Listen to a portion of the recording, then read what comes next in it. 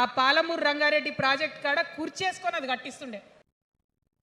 రాష్ట్రంలో ప్రస్తుతం నయా హిట్లర్ కర్కోటకుడి పాలన నడుస్తుందని సీఎం రేవంత్ రెడ్డిని ఉద్దేశించి తెలంగాణ రాష్ట్ర సేన చీఫ్ కల్వకుంట్ల కవిత ధ్వజమెత్తారు.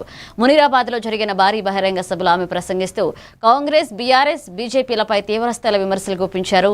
ఎన్నికల హామీలను అమలు చేయడంలో కాంగ్రెస్ విఫలమైందని, అటు బీఆర్ఎస్ అవినీతికి నిలయంగా మారిందని ఆమె ఆరోపించారు. సీఎం పరిపాలనలో ఉన్నాం, ఖచ్చితంగా కొట్లాడాల్సిందే. మనం ఏదైతే గురుకులాలు ఉన్నాయో వాటిలో విషం పెట్టి పిల్లల్ని చంపుతా ఉన్నారు. అయినా సరే విద్యాశాఖ మంత్రిగా ఉన్న సీఎం మాట్లాడతలేడు. అందుకే కర్కోటకుడు అంటా ఉన్నాం, అందుకే హిట్లర్ అంటా ఉన్నాం. కర్ల రాజేష్ అనేటటువంటి దళిత యువకుడు కస్టడీలో చచ్చిపోతే ఇప్పటి వరకు కూడా దానికి బాధ్యులైన పోలీసులను ఏం చర్యలు తీసుకోలేదు వాళ్ళ మీద. అందుకే కర్కోటకుడు అంటా ఉన్నాం, అందుకే హిట్లర్ అంటా ఉన్నాం.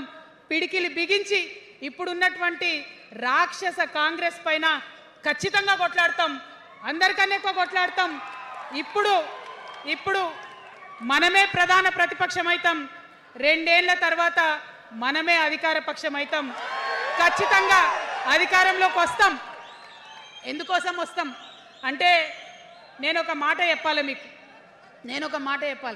అందరినీ మనం మాటలు అంటున్నాం కదా.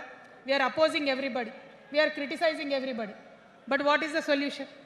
డోంట్ అపోజ్ వితౌట్ ప్రపోజ్ అని కాన్షీరామ్ గారు చెప్పారు, నేను చెప్పలే. Don't oppose without proposal. So నేను కొన్ని ప్రపోజల్స్ తెలంగాణ ప్రజల ముందు పెట్టాలనుకుంటున్నాను.